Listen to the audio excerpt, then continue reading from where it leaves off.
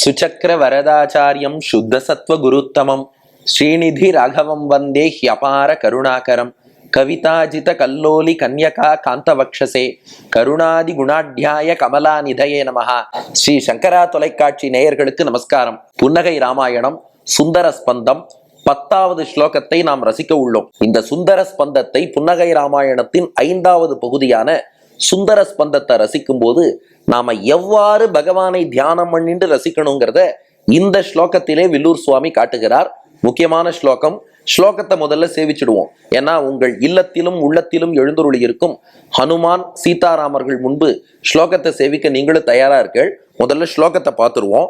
10வது ஸ்லோகம். ததாவாசம் கிருத்வா சுபகவடுவூர் தேச சதனே ஹனுமத்யக்ரஸ்தே ஜனகதனயா மஞ்சுவச்சசா ஹனுமத் கார்யாணாம் கதிமயி நிஷம்யாதி மகதாம் முகே மந்தம் ஹாசம் கலயதி ரகுத்தம் சக்கிமிதம் என்பது ஸ்லோகம்.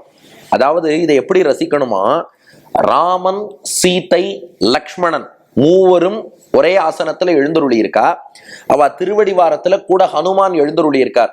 இன்று வடுவூர் கருவறையில எப்படி உற்சவ மூர்த்திகள் எழுந்தருளி இருக்காளோ அதே மாதிரி தியானம் பண்ணிக்கணும். இந்த பக்கம் சீதை, நடுவுல ராமன், இந்த பக்கம் லக்ஷ்மணன், திருவடிவாரத்துல பக்தியோடு ஹனுமானும் எழுந்தருளி இருக்கிறார், திருவடியான ஹனுமானும்.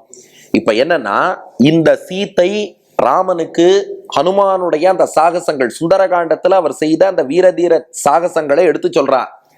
அத ராமன் கேட்டு புன்னகை செய்கிறான். பக்கத்துல கை கூப்பிண்டு ஹனுமானும் நின்று ராமனுடைய புன்னகையை பார்த்து ரசித்து கொண்டு இருக்கிறார். இந்த காட்சியை அப்படியே மனசுல தியானம் பண்ணிட்டு தான் மேற்கொண்டு வரவுள்ள எல்லா ஸ்லோகங்களையும் நாம பார்க்கணும். ஏன்னா இனி வரவுள்ள ஸ்லோகங்கள்லாம் எப்படின்னா, சீதை பேச போறா, ராமன் கேட்டு சிரிக்க போறான், அவ்வளவுதான் இருக்கும். அப்போ ராமனுக்கு பக்கத்துல தொண்டன் லக்ஷ்மணன் இருக்கார். அவர் எங்க போனாலும் லக்ஷ்மணன் கூட வருவார். அப்ப அவர் பக்கத்துல இருக்காருன்னு புரிஞ்சுக்கணும். சீதையின் பக்கம் இந்த பக்கம் ஹனுமானும் நிக்கிறார். ஏன்னா தாயார் எவ்வளவு அழகா பேசுறா. அது தன் பெருமைங்கிறதுக்காக அவர் நிக்கல, அவர் பெருமையை தான் அவரே பேச மாட்டாரு. இருந்தாலும் தாயார் எவ்வளவு அழகா பேசுறா, பெருமாள் எவ்வளவு அழகா சிரிக்கிறார். அந்த பகவத் குணானுபவத்துக்காக இந்த பக்கம் ஹனுமான், ராமனுக்கு தொண்டு செய்ய அந்த பக்கம் லக்ஷ்மணன், சீதை பேசுறா, ராமன் கேட்கிறான். இந்த காட்சியோடு தான் இனி வர உள்ள 53 ஸ்லோகங்களையும் நாம ரசிக்க போறோம். அதற்கு தொடக்க புள்ளி தான் இந்த 10வது ஸ்லோகம். ததாவாசம் கிருத்வா. வில்லூர் சுவாமி வடுவூர் ராமனை பார்த்து சொல்றார். அதனால ராமா நீ முடிவு பண்ணாய், ததா வாசம் கிருத்வா, இந்த க்ஷேத்திரத்துல கோவில் கொள்வது என்று முடிவு செய்தாய். எந்த ஊர்ல? சுபக வடுவூர் தேச சதனே, அழகான ரம்யமான காவிரி கரையில் உள்ள வடுவூர் என்ற க்ஷேத்திரத்தில் ஒரு திருக்கோவில் அமைத்து கொண்டு, அயோத்தியால ஹனுமானுடைய பெருமை கேட்கறதுனா ஒரே கூட்ட நெரிசலா இருக்கும். ஏன்னா ஜனவரி 22 அயோத்தியில பிராண பிரதிஷ்டைனா அன்னைக்கு அயோத்திக்கு அத்தனை பேரும் போறேன்னா அந்த கூட்ட நெரிசல்ல எங்க போய் பார்க்க முடியும்? அதனால பல விஐபியே எவ்வளவு தூரத்துல இருந்து பார்த்தா, நாமும் சங்கரா டிவி லைவ் டெலிகாஸ்ட்ல நாம பார்த்தோம், விஐபியே அவ்வளவு தள்ளி நின்று இருக்கா. அப்ப நாமெல்லாம் எங்கேருந்து போறது? அதனால நாம என்ன பண்றோம், நம்மூர் ராமர் கோவில்ல, அவாவா எந்த ஊர்ல இருக்கோமோ அந்தந்த ஊர்ல ராமர் கோவில்ல கொண்டாடினோம் இல்லையா. இந்த பாலிசிய ராமனே பண்ணிட்டார். அயோத்தியில உட்காந்து நீ பேசி நான் கேட்கறதுன்னு சொன்னா நிறைய பேர் இருப்பா, இடையூறா இருக்கும், அனுபவம் குறைஞ்சு போயிடும். ஏகாந்தமா வடுவூருக்கு வருவோம்னு அங்கே வந்து கோவில் கொண்டு ஹனுமதி அக்ரஸ்தே, ஹனுமானுக்கு எதிரிலேயே எழுந்தருளி, கூடவே ஹனுமானும் வந்துட்டார். அவரோடு ஜனகதனயா மஞ்சு வச்சசா, ஜனகனுடைய மகளான சீத்தை இனிமையான வார்த்தையிலே பேச. இங்க பாருங்க, சீதா மஞ்சு வச்சசா இல்ல, ஜனகதனயா மஞ்சு வச்சசா. ஏன் ஜனகன் மகள்னு சொல்லணும்னா அதுல ஒரு சின்ன பின்னணி இருக்கு. ஏன்னா ஜனகராஜா பெரிய வேதாந்தி, அவர் யாக்ஞவல்கியர்த்தெல்லாம் காலக்ஷேபம் பண்ணவர். அதனால அவருடைய மகள் சீத்தை பேசுவதற்கு கேட்கணுமா, பரமஞானியான சிறந்த வேதாந்தியான ஜனகனுடைய மகளான சீதை அவள் பேச, ஹனுமத் கார்யாணாம் கதிமயி நிஷம்ய அதிமகதாம், அவ பேசினது அத்தனையும் என்னன்னா ஹனுமத் கார்யாணாம், ஹனுமான் என்னென்னலாம் செஞ்சான். அதாவது மகேந்திரகிரியிலிருந்து புறப்படுவது. சுந்தரகாண்டம் எங்க ஸ்டார்ட் ஆகுதுன்னா மகேந்திரகிரியில ஹனுமான் பறக்க தொடங்குகிறார். அந்த பாயிண்ட்ல சுந்தரகாண்டம் ஸ்டார்ட் ஆகுது.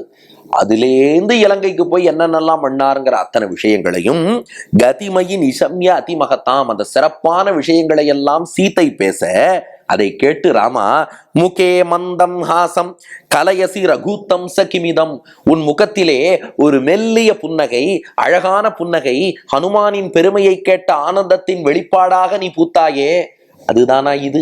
இப்போதும் வடுவூரிலே அதே ஹனுமானின் பெருமைகளை எல்லாம் கேட்டுக்கொண்டுதான் நீ சிரிக்கிறாயா என்று கேள்வி கேட்பது போல் இந்த ஸ்லோகத்தை அமைத்திருக்கிறார் வில்லூர் சுவாமி.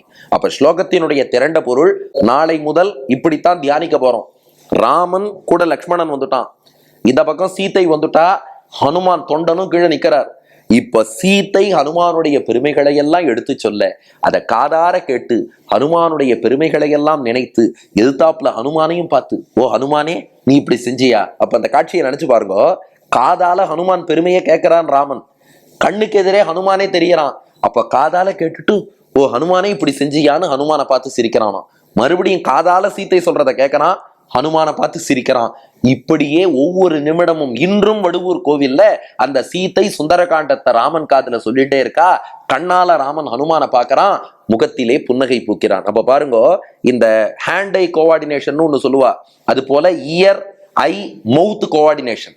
காதால ஹனுமான் புகழ சீத்தை சொல்ல கேட்கிறார், கண்ணால ஹனுமானை பார்க்கிறார், வாயால புன்னகை செய்கிறார். அப்படி புன்னகை செய்கிறாயான்னு இந்த ஸ்லோகத்துல அனுபவம். அப்போ 3 விஷயம் இங்கே. புன்னகைக்கான காரணம் என்ன அப்படின்னா, ஹனுமானுடைய புகழ காதால கேட்கிறார், ஹனுமானை கண்ணால் பார்க்கிறார், வாயாலே அதனால் சிரிக்கிறார். 2, இது உணர்த்தக்கூடிய ஹனுமானுடைய கல்யாண குணம் என்ன அப்படின்னா, அவர் தனக்கு எந்த பெருமைன்னு யார் சொன்னாலும் அதெல்லாம் ராமனுடைய அனுகிரகம்னு சொல்லிடுவார்.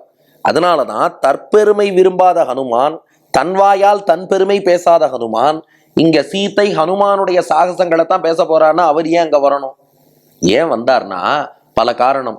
1, தாயார் பேசுறா, அவ பேச்ச ரசிக்கணுங்கிறதுக்காக வந்தார், அவருக்கு விஷயம் அங்க முக்கியம் இல்லை. 2, இதை கேட்டு ராமன் சிரிக்க போறான், அந்த ராமனுடைய குணங்களை அனுபவிக்கணுங்கிறதுக்காக வந்தார். 3, இந்த சாகசங்கள் எல்லாம் ஹனுமான் செஞ்சிருந்தாலும் அவரா செய்யல, ராமன் அருளால் தான் செய்தார். அப்போ இன்னைக்கு சீத்தை ஹனுமானுடைய பெருமைன்னு ஒண்ணு பேசுறாருன்னா ஆக்சுவலா கிரெடிட் கோஸ் டு ராமா, அது உண்மையில் ராமனின் பெருமையைத்தான் பேசுறார். எல்லாத்தையும் மேல 4வது விஷயம், ராமாயணத்தை யார் எங்க பாடினாலும் அந்த இடத்தில் ஹனுமான் இருப்பார். இப்ப சீத்தை சொல்லக்கூடிய சுந்தரகாண்டமும் அந்த ராமாயணத்தின் ஒரு பகுதி தானே. அப்போ எத்திர ரகுநாத கீர்த்தனம் தத்ர தத்ர கிருத்த மஸ்தகாஞ்சலிம்னு இந்த இடத்தில் ஹனுமான் இருந்தே ஆகணும். அதனால அவர் எதிர்த்தாப்புல வந்தார். அந்த மாதிரி ராமனிடத்திலும், ராம நாமத்திலும், ராம சரித்திரத்திலும், ராம குணங்களிலும் அவ்வளவு ஈடுபாடு கொண்டவர் ஹனுமான் என்ற அவருடைய குணத்தை இதில் நாம் பார்க்கிறோம். இனி 3வது, இதை ரசிப்போருக்கு என்ன பலன்னா, ஹனுமானுக்கு இருக்கக்கூடிய அந்த வீரம், மன உறுதி, வலிமை, அதுல ஒரு பகுதி இதை கேட்கிற நமக்கும் கிடைக்கும். வாங்கோ ஹனுமானையும் சீதாராமர்களையும் சேவிச்சுட்டு அந்த வடுவூர் கருவறையிலே எழுந்தருளி இருக்கக்கூடிய திவ்ய தம்பதியான சீதாராமர்கள், இளைய பெருமாள் லக்ஷ்மணன், திருவடி ஹனுமான் தியானிச்சுட்டு ஸ்லோகத்தை சொல்லுவோம். ததாவாசம் கிருத்வா சுபக வடுவூர் தேச சதனே ஹனுமத்யக்ரஸ்தே ஜனகதனயா மஞ்சுவச்சசா ஹனுமத் கார்யாணாம் கதிமயி நிஷம்யாதி மகதாம் முகே மந்தம் ஹாசம் கலயசி ரகுத்தம் ச கிமிதம் என்ற இந்த ஸ்லோகத்தை சொல்லுவோம். மன உறுதி, வலிமை, வீரம் எல்லாம் நிறையும். நன்றி, வணக்கம்.